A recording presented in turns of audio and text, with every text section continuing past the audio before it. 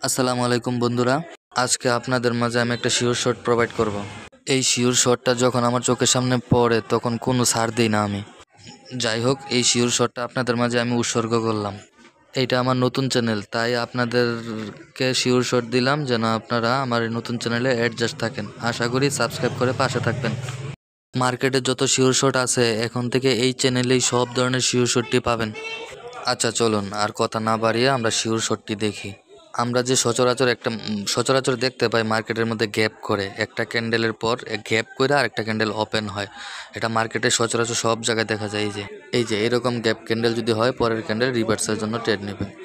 এই যে এখানে একটা গ্যাপ, তারপরের ক্যান্ডেল রিভার্স, দেখছেন তো? দেখেন এই যে একটা গ্যাপ, হ্যাঁ, তারপরের ক্যান্ডেল দেখেন রিভার্সে।